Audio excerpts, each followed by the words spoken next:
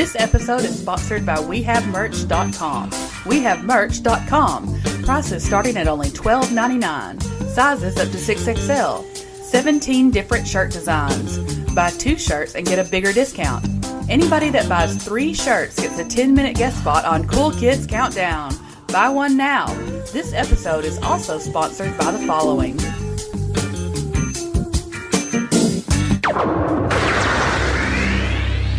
The Shiznit is sponsored by SpunkLube.com. SpunkLube is an award-winning personal lubricant that's fun. SpunkLube is available in 4 varieties: hybrid, pure silicone, natural, and pink. This month, by just retweeting an episode, you will be entered to win a month's supply of SpunkLube, an all-in Shooting the Shiznit shirt, and an all-in poster.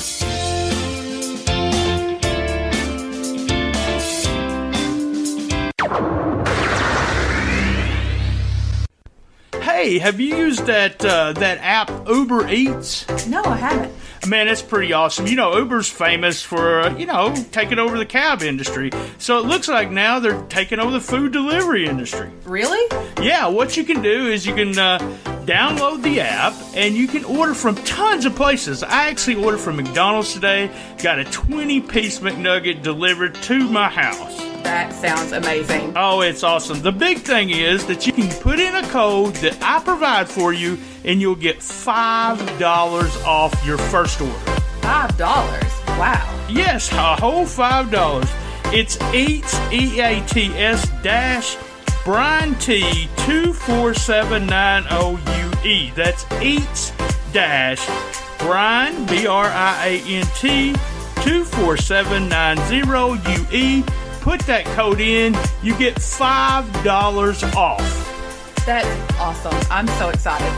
All right, guys, download the app, put in the code, and save $5 on Uber Eats.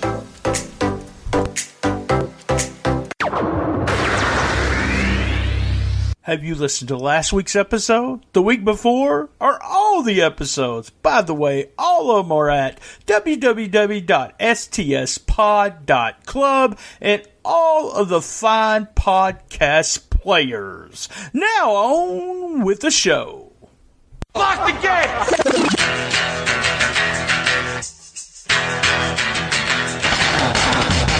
Are we doing this? Really? Wait for it. Are we doing this? Wait for it. Ow! What the fuck? WTF. And it's also, what the fuck? What's wrong with me? It's time for WTF. What the fuck?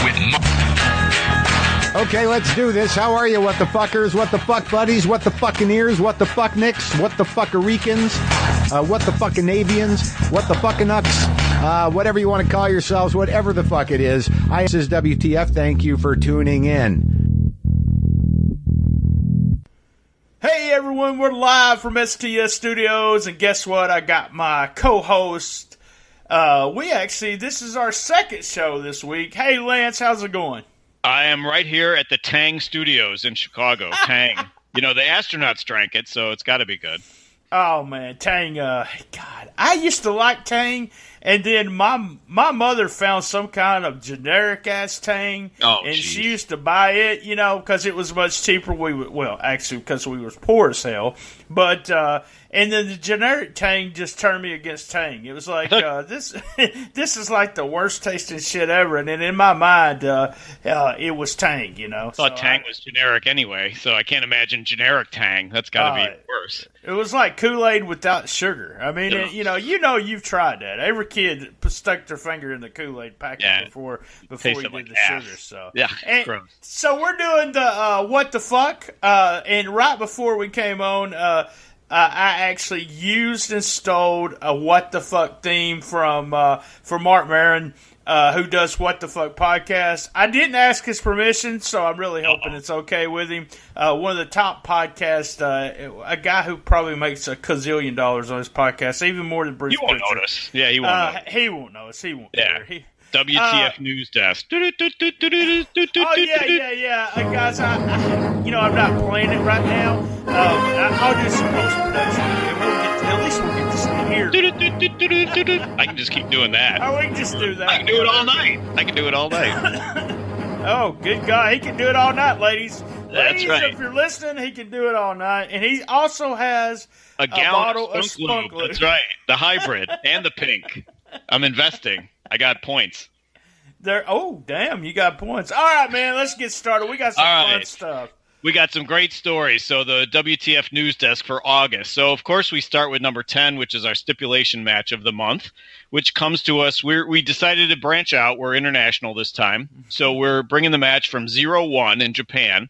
And it is an intergender match, which that's in vogue these days. So we have Shinjiro Otani, who is the male. I feel I have to say this, versus Nene Takahashi, who is the female. And I don't know, Nene probably doesn't look very much like, Naomi, but and Takahashi, I don't know if she's related to the Pimp Daddy in New Japan or Hiromu, but anyway, so it was Otani over Takahashi, the male over the female, so to speak, in an electric current blast death match, and that happened August 5th in Kawasaki, Japan. Now, have you had one of those, BT? Electric current blast death match? I've had electric current blast, but it was during sex, so it was not a death match. You don't want to die during that, but God, these guys come up with everything. There was also one in AAA at Triple Mania that was really hardcore, that was crazy. I don't guess it was a gimmick match like these are, but guys, if you haven't seen that, try to go out of your way to see it. It's on Twitch. Anything to do with electricity, it's a no-no for me because you don't. I don't play. Homie, don't play that shit. I used to work.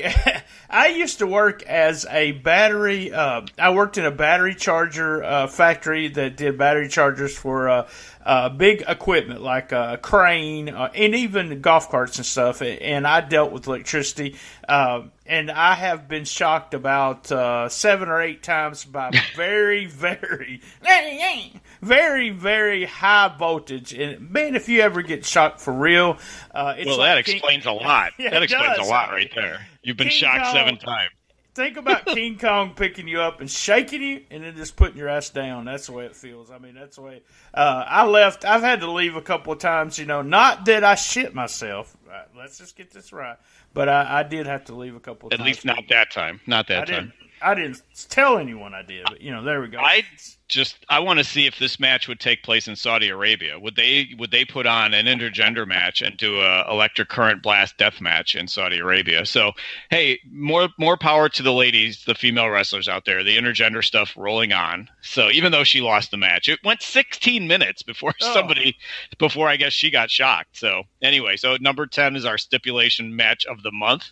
Number 9 was an interesting story out of Mexico. It is Super Farmacia in Guadalajara is an official sponsor of CMLL. So I found that really ironic and really amusing that in a seamy drug-filled industry that a pharmacy is sponsoring wrestling. So with a $5 purchase at Super Farmacia, you get 2 tickets to a wrestling show. And I love the irony of it. I just think it's hilarious that a pharmacy sponsoring wrestling with the sordid past and the wellness programs that a pharmacy sponsoring wrestling in Mexico.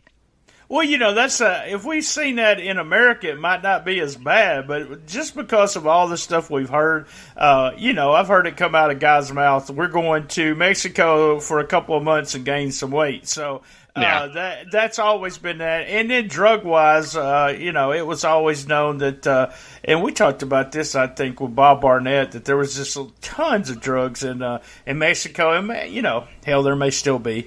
Who knows? But that is just hilarious to me. I see their sponsors at CMLL, and I don't know, I sent you one. I can't remember the name of that one sponsor, but man, they always got some weird name, and those guys I know are paying mega bucks to be on there. But hey, I think it fits. Look at look at Roosh's back. I didn't say Rush. I said Roosh. Look at Roosh's back, and you can see he's been sponsored by a Mexican pharmacy. So if you get your prescriptions for your roids and your somas filled there, what will they get you? Will that get you something better than 2 tickets? I mean, I hope they give you like keys to the city or something. So. And I wonder if those pharmacies, if that Super Farmacia is like, CVS and Walgreens here in the States where they sell booze too. Because that could be like your all-purpose trip, You go, you get your roids, you get your somas, you get wrestling tickets, and you get, a bottle of tequila as well. So that is like a wellness program, like nightmare right there. So Anyway, at number 8, we had so many UFC stories this month, we had to combine them. So at number 8, we have UFC Corner. So our first one is fighter Bryce Mitchell tweeting in his own words that this is a direct quote. He tweeted, "I ripped my nutsack in half," because he was doing carpentry with a drill in his pocket on August 20th. And I don't even need to finish the story. He had a drill in his pocket, which what the fuck was the drill doing in his pocket? But he was trying to do some drilling. The pocket thing went off, and there went his nutsack. So it had to be noted that he is 10-0. Bryce Mitchell is 10-0 in UFC, but apparently he's 0-1 versus the drill. So hey, that's a tough motherfucker too. You know, what I heard is he drilled his nuts. He's a man. He's not like a woman who has, a baby and then has to take fucking 6 weeks off. This man put Brian Trammell's opinions only, ladies. He put a damn drill through his nuts and he went to work the next day. Yeah, that's right. So our next guy on August 18th, Dean Lister, who is a former fighter and coach in UFC. Dude is 6'1", 220. He finds a meth head in his home in San Diego that had broken into his home. So they said the guy was gaunt, gangly, with a shaved head and tattoos, which to me sounds like pretty much the UFC fighters that are all under lightweight. Sure, that wasn't one of the fighters in the lightweight. So he broke into his place, he stole some money, and he was trying to get an air conditioner out of a window when Dean Lister caught him. And the guy raises a hammer at Lister. Lister pulls out a gun, so he gets out of there. But the comment was from the guy who broke in, from the gangly dude that broke in. He said, "I thought this was a church." And I'm like, what the fuck? How high do you have to be to break into a guy's house and then try to give the excuse you thought it was a church? So Lister pulled a gun. The guy ran away and was not caught. So still on the loose. So watch out for those meth heads in California. And finally, fighter Desmond Green loses control of his car. UFC fighter Desmond Green loses control of his car on August 19th, causing a major crash unfortunately, with fatalities, which, of course, that's not funny. But where it gets weird is the cops smelled weed in the car, and he had mushrooms stuffed in his shoe. Now, I don't know the first fucking thing about mushrooms, but I do know my feet, and I don't think I want anything that's ever going to go in my mouth in my shoe. So I don't know why is mushrooms okay in the shoe. And, of course, this guy has a past record of driving offenses. And BT, he was pulled over by police on another date. And considering he had weed in the car, what date do you think he was pulled over previously? He had a 420 arrest. How about that? On April 20th, this guy, Desmond Green, was pulled over for the first time without insurance and license. So, anyway, UFC Corner, a bunch of weirdness in UFC this time. I mean, the thing about it is, I think it's so crazy. I had 2 of these stories wrote down already. You found another one. Yeah. And I was the one with the meth head. I didn't see it, but I had the DUI in my list. I was like, if this was WWE, that was all of this stuff going on with the WWE guys, it seems like we'd have a lot more publicity. It's almost like you have to hunt for these, or it's just a matter of fact. Oh, it's the UFC guys. So, what the fuck? I mean, who cares kind of thing. I kind of think that sometimes. I think that UFC people are so... I hate to say this, but it seems like it's the lower level of society decides to be the UFC fighter. I really do. And guys, I'm going to be serious about something. Even Conan's been saying this on his show. Guys, if you're smoking weed, I'm 420 friendly, very much so, but stay out of the car. Do not fucking drive. You're an idiot if you're driving under the influence. I don't care if you're smoking weed, drinking, whatever. They pull your ass over. Go ahead. You're welcome to go to jail because I don't give a fuck. So keep your mushrooms somewhere else other than your shoe. For fuck's sake, that's gross. I don't know much. I know that at times the mushroom has been. I don't know. I really have never done mushrooms, but psychedelic kind of hallucinations. Seeing God kind of thing, and I want to say they smoke them, but like I said, I've been around some drugs, but mushrooms not one of them. All right, number 7. We got number 7 and number 6, the same promotion. Why didn't you combine those? I could have, but we were at the right number. So anyway, number 7 comes to us from Progress Wrestling. It happened August 7th in Queens, New York. It was a 6-man match with the one and only Pete Dunne, who I love, Tyler Bate, who I also love, and Trent Seven, who I'm okay with. They were the 6-man match taking on Jimmy Havoc, Eddie Kingston, and Brody King. And they managed to somehow get shoes from the audience members, from fans, and they were beating each other with audience member shoes in the match. So I'm like, what? How does this happen? Like, does a fan like randomly throw a shoe, or do they just, one of them gets the idea like, hey, give me your shoe? You know, so anyway, so they collected shoes from the audience. They were using the shoes as weapons. The British team won. Well, the team that we like won, I guess I should say. And also in that match, Jimmy Havoc kissed a fan. So I don't know, when did this become like a normal thing where fans are getting kissed by the wrestlers in the ring? So very strange match. It is over there with them crazy Brits. You know, they do all kinds of crazy stuff. They've had nudity on their television since I can remember. You know, they're just well, they might be one of those low-level people, too. No, I'm sorry, guys.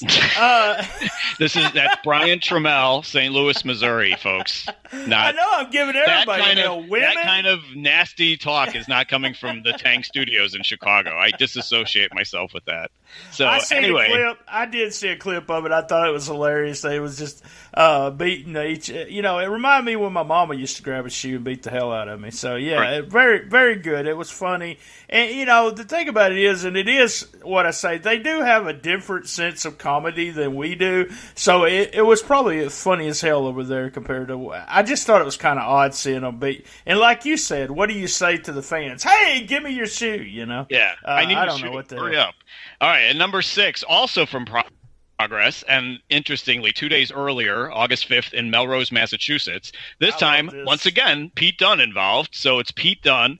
I think that guy's a troublemaker. Mark my words. Pete Dunne and Trent Seven taking on the team of Jonathan Gresham and Chris Brooks.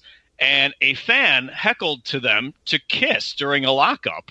No. Here's what they were doing. They were doing, you know, hold for hold. Right. They were doing, and apparently it went along a little bit longer than the fans thought it should be. And then the fan, just kiss already, you know, go get a room, shit like that. So Dunn kissed Gresham full on.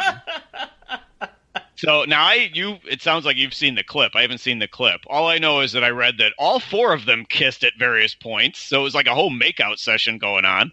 And then they kissed the referee as well. So I'm like, what is going on? And of course the crowd just loved it. The crowd totally ate it up. So what is going on with the makeout session in Progress? Is that a new thing? Oh, God, I hope not. You know that the British crowds, I love them because of how crazy they are. And just, I even like the chants and the shit that they do. But you know, it's just, like I said, there's a different kind of comedy, and it's just things that they do. You know, somebody used to do kisses it was Handsome Jimmy Valiant. I mean, back in the day, that's what he would kiss his opponent. And we all know Adrian Street did that too. But it's just one of those things where, it is a different thing that's going on where sometimes if you hear a chant, you know, you do something different. I mean, it's just the fans are, and we talked about this before, but they seem to be participating, and the workers actually participate with the fans, which makes the fans feel more like they are part of the show.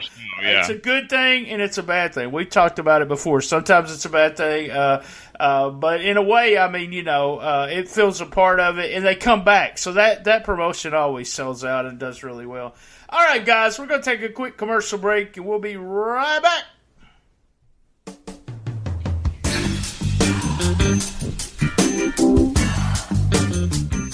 This episode is sponsored by WeHaveMerch.com. WeHaveMerch.com. Prices starting at only $12.99. Sizes up to 6XL. 17 different shirt designs. Buy 2 shirts and get a bigger discount. Anybody that buys 3 shirts gets a 10-minute guest spot on Cool Kids Countdown. Buy one now. This episode is also sponsored by the following.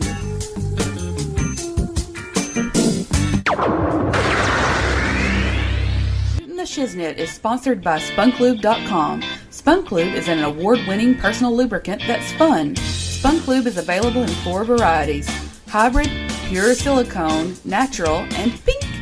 This month, by just retweeting an episode, you will be entered to win a month's supply of SpunkLube, an all-in Shooting the Shiznit shirt, and an all-in poster.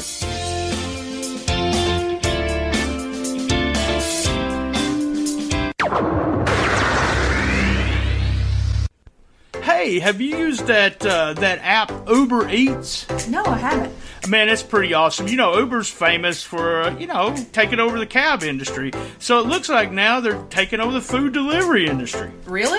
Yeah, what you can do is you can download the app and you can order from tons of places. I actually ordered from McDonald's today, got a 20-piece McNugget delivered to my house. That sounds amazing. Oh, it's awesome. The big thing is that you can put in a code that I provide for you, and you'll get $5 off your first order. $5? Wow. Yes, a whole $5.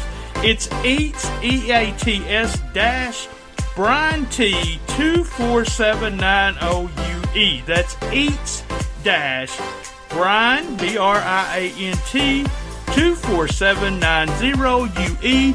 Put that code in, you get $5 off. That's awesome. I'm so excited. All right, guys, download the app, put in the code, and save $5 on Uber Eats.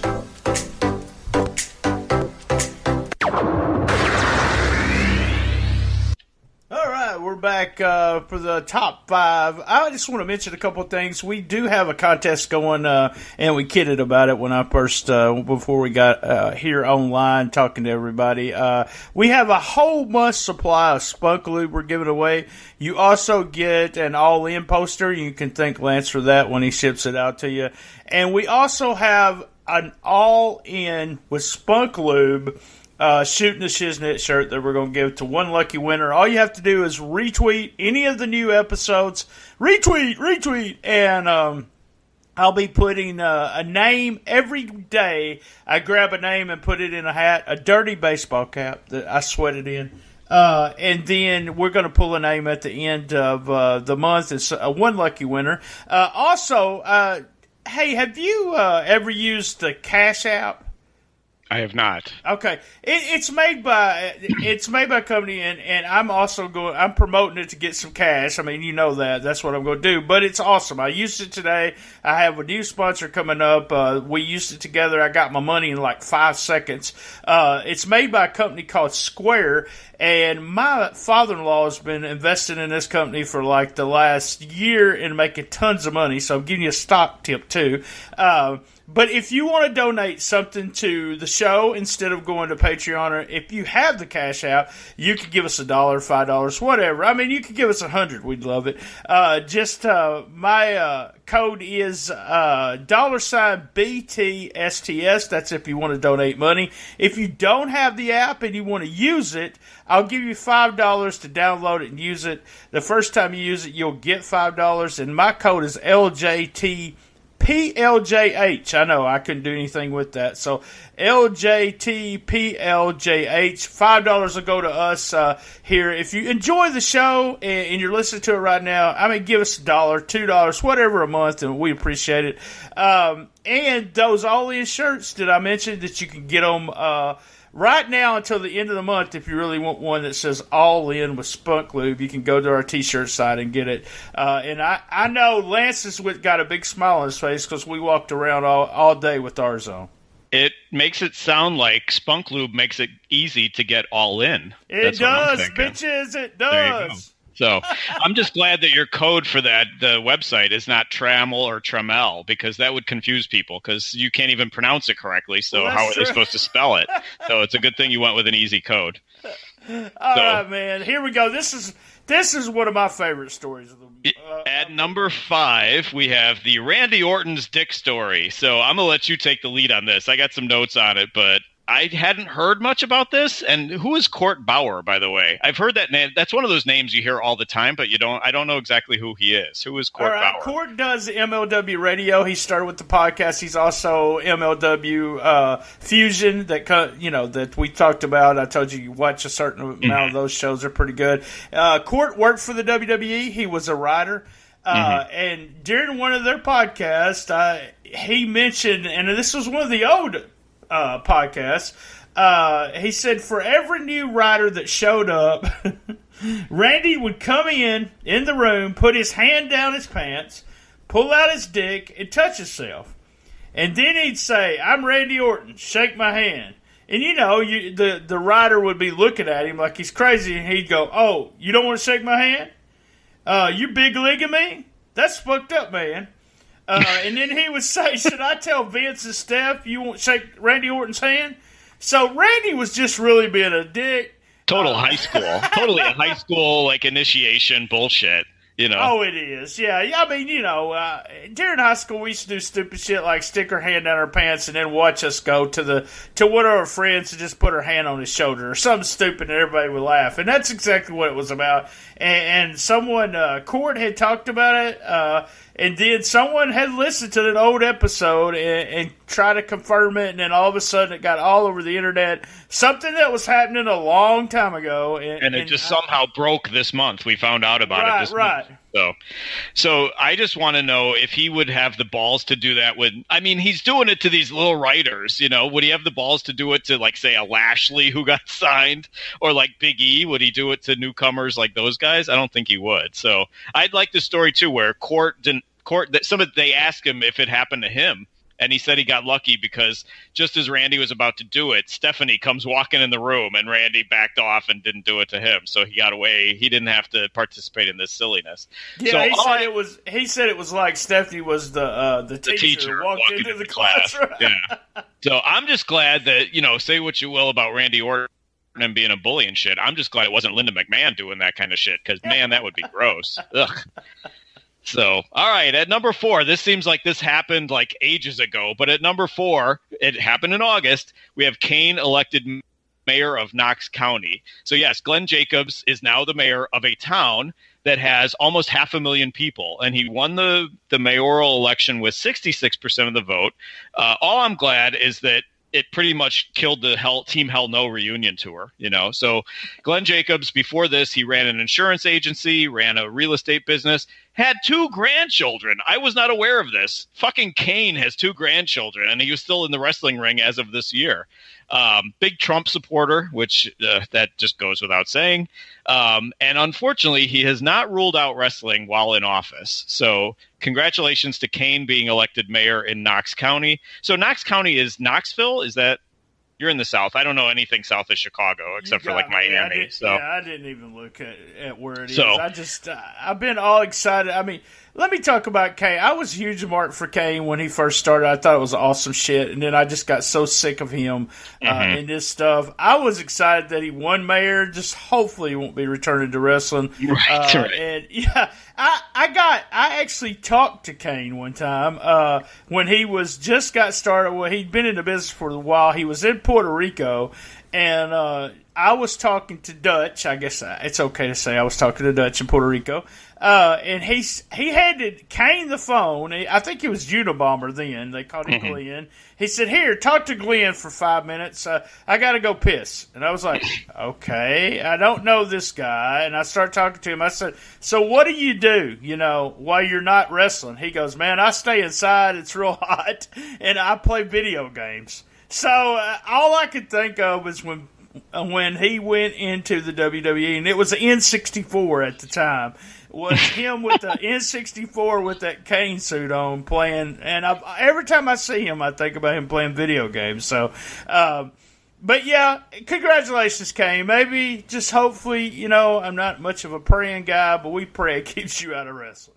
Yeah, hopefully even though he said he hasn't ruled it out, hopefully that keeps him busy, chasing after dogs and serving warrants or whatever it is that mayors in Knox County do. So, all right, at number 3, it seems inevitable. We don't search out the boob stories, but the boob stories happen every single month. I feel like we've done this for 4, 5, 6 months now, and we have a boob story. Yeah, I want to do something before you do this. I'm going to take a break. I'm not a break, but I want to let everyone hear exactly what Dave Meltzer said, okay? Just so that people will see that what he actually said. And this is what she played, too, that made that for some reason she interpreted it totally different. So you guys listen to this, and then me and Lance will come on the other side. Iconics got boringed out. They're another one. I thought that they had a cool act in NXT, and on the main roster, I don't get a thing out of them. I mean, I don't think their promos are particularly good. Their wrestling isn't good. I think Peyton Royce's transformation to look more attractive, I don't know. I don't want to say, but I don't think that... She was more attractive in NXT? I thought so, yes. To me, yes. I would say so. But, that's neither here nor there, but... no one's saying she's unattractive, by the way, everybody. I know, no shit. Yeah, I didn't say it at all. But I don't think, she doesn't stand out to me. When she was in NXT, she did. Well, one thing I've noticed about NXT is she was a lot lighter. The NXT characters... All right. So go ahead and give the two boob stories. All right, you can tell that Meltzer's kind of awkward sometimes. Let's just get this out and some of the stuff he says. But they were making a reference to she weighed more now because she has big ass boobs now. That's what it was about, guys. Not that she weighed more because she was fat now. He was trying to politely say that she was a better wrestler before the boob job. I think that's what he was trying to politely say and not get explicit and not get too, I guess, controversial. So he outraged the world by saying Peyton Royce was a better wrestler before the boob job. Now, I have to disagree with that because I thought she sucked before the boob job, and I think she still sucks. So there you go. I don't think the boob job made a difference. But God forbid a reporter says something about a performer in a very cosmetic industry. It's like, come on. We talk about the men and the women and the way they look in this business. That's just the way the business is. So he apologized, even though I thought it was a huge overreaction. It was a huge overreaction.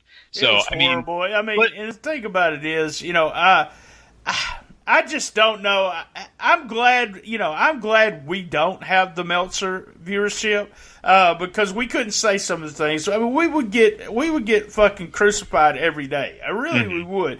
The idea that oh my God, so I said the girl has big boobs now, and that's like the biggest thing in the world. Or even the guy. Did I say? I think I said something about Disco being handsome the other day. Man, yeah, good looking guy. Man, I apologize, Disco. I didn't mean to offend you. So, go ahead. No, it's just they talk. I mean, really, there's so many fucking snowflakes in the world sensitive. today. Yeah, so people. sensitive at everything. I mean, I do understand there's things that, you should or should do. Like, I'm not going to be in a workplace slapping women on the ass. Well, unless they want it, I mean, I'll do it if they want it. But it's perfectly okay for them to slap you on the ass, right? Sure, That's what I'm told. Hell yeah. Okay, there you go. And we had another boob story. We got Boob Corner. So she's... And that is... I'm back. Back.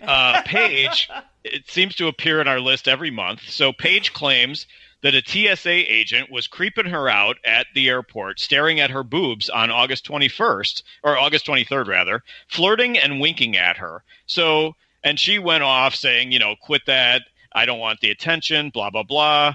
So I'm sorry, but I thought, and maybe I'm reading women wrong, but I thought when women got boob jobs, it was to get attention, not to be ignored. So, I mean, I guess this guy was just being extra creepy or something. But anyway, Paige complaining about TSA being too worried about her boobs than doing their job. So I'm telling you, we don't look for these boob stories in wrestling. They just seem to happen every damn month. It's like we have one, like you said, every month. Let me tell you, this reminds me, you said, so in my mind, when I seen this story, she's got one of those fucking shirts on that you can't see anything, you don't see the nipple. Yeah, that's about all you don't see is the nipple. It reminded me of a story, something that happened to me. I was, when I was single, I used the dating apps. Well, it wasn't the apps, it was the websites, Plenty of Fish. I actually met my wife on Plenty of Fish.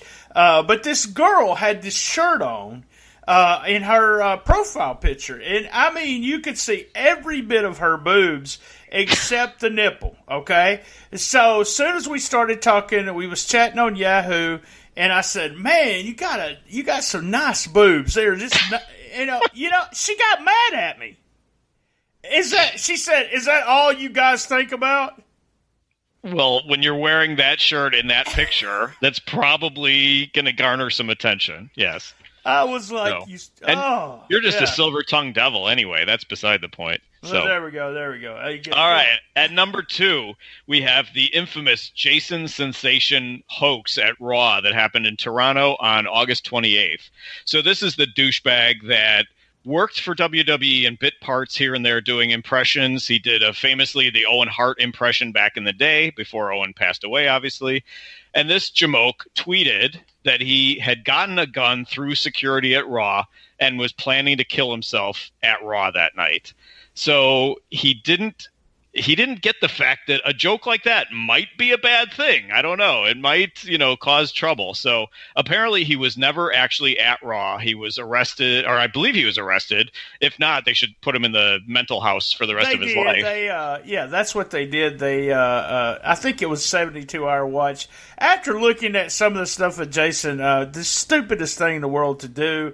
But he's got some, apparently he's got some mental illness going on here. But still, he's just probably a guy that just should have been on some meds or didn't take his meds or something, or just not thinking clearly. He suffered from depression for a while, and when they say that where there's bad depression, we probably see, some attempted suicide here and there. Like I said, probably needed to be taking his medication. And it sounds like part of me feels sorry for him, but part of me says, you dumb fuck. Yeah. What are you thinking, to put something like that on Twitter? So that's where I'm at with it. But apparently he did get some help, and he did know it was wrong after, of all people, I heard Vince Russo. Yeah, Vince Russo, the voice of reason, telling him that it was a bad thing to make jokes about. In light of all the mass shootings in America, especially, I mean, I don't know if there's as many in Canada. I don't think there is, but I know there's been some there too. But I mean, Jesus, in light of that, how do you make a joke about that on Twitter? I mean, my God. And the cops came to the arena, and I mean, still, it's something you just don't joke about shit like that, especially in a live setting with 8 to 10,000 people there. So at number 1, that wasn't number 1. So at number 1, of course, we have on August 26th, Izzy gets chokeslammed and wins a title. So this little blob, Izzy, has become like a folk hero in Florida because she's been at all the NXT shows since she was 2 years old or whatever. Her parents have let her start training at age 12. So these parents have got to be looking at that little kid like that's their meal ticket, which is ridiculous and scary and sad. But, then again, it is Florida, so whatever. So she beats this wrestler. I don't know. There went all our Florida listeners. Florida listeners, yeah. So she beats this wrestler. I don't know if you knew this part. This wrestler is the guy who gave her the chokeslam wrestles by the name of Effie Gibbs for the Punk Pro Wrestling Internet Championship. So I don't know if you're aware of this, but I've seen that guy actually at indie shows in Chicago. To make matters even weirder, he's an over-the-top flamboyant gay act on top of it. He's like a really flamboyant gay heel act. So she gets chokeslammed by him, which can't be the best thing for a 12-year-old girl's body to take a chokeslam, and then she actually pins the guy to win that title. So she says in the follow-up, she says, wrestling is for everyone. And I'm like, well, except for prepubescent girls in a really business with a really dirty history. And on top of that, who else was involved in her training, my friend? Oh, yeah, go ahead. Tell the world. Yeah, so who's involved in training a 12-year-old girl? Who none other than Chasen Rance, the guy who has the fucking past history of child molestation and his on record, he's a registered sex offender in Florida. So these lovely parents of this little goof Izzy think that it's okay for a registered child sex offender to train their 12-year-old daughter. I'm like, wait a minute. Again, Florida. I guess that's all I need to say. Hashtag Florida. Well, the thing about it is, we don't make up this shit. That's why we started doing What the Fuck, and that's what makes you think. All this thing surrounding it.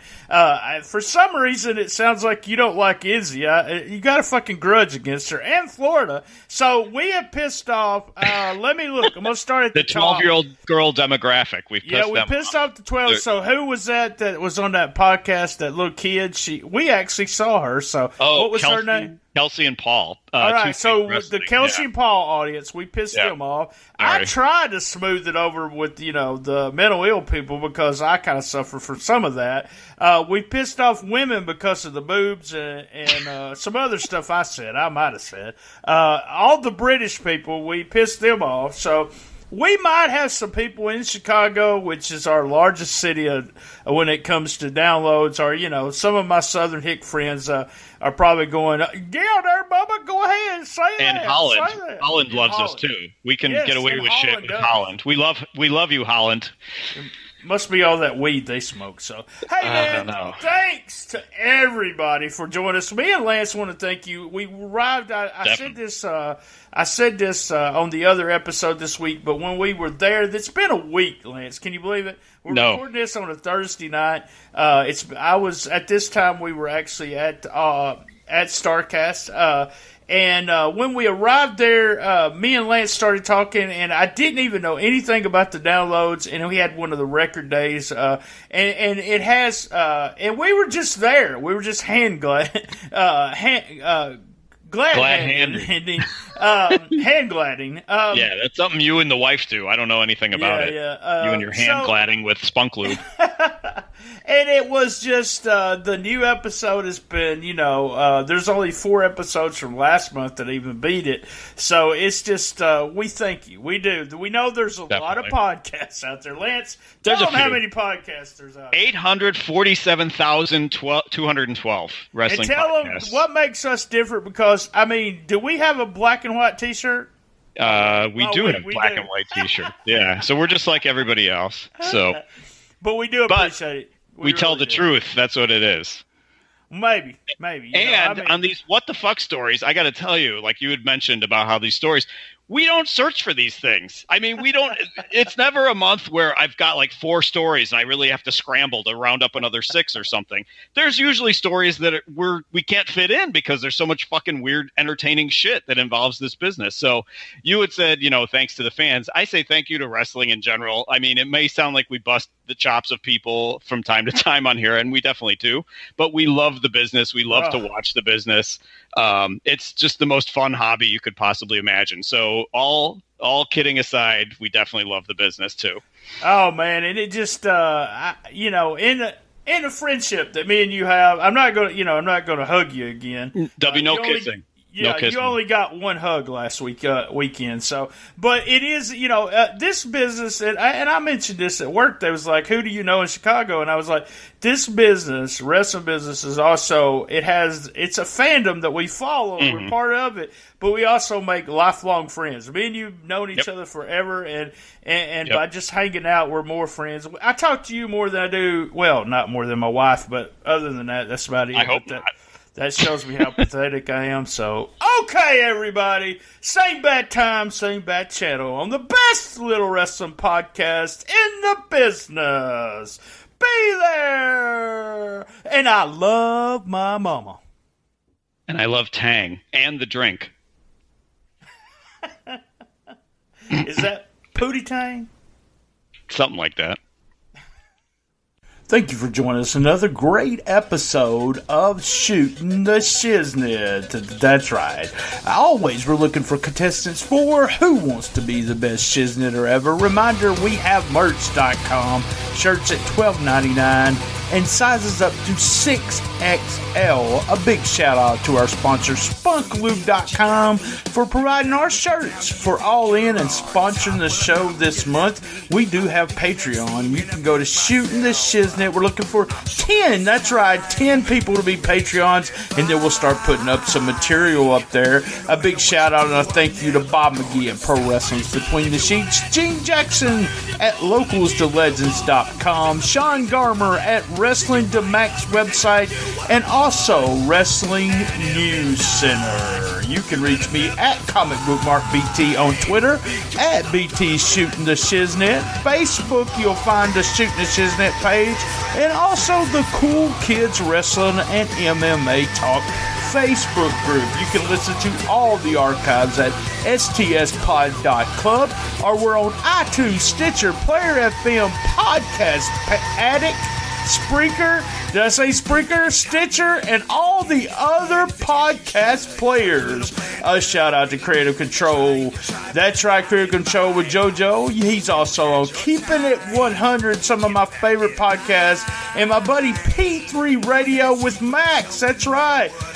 2 non-wrestling podcasts. That's Who's Right Podcast and Po Boys Podcast. Check them out. Thank you, and good night.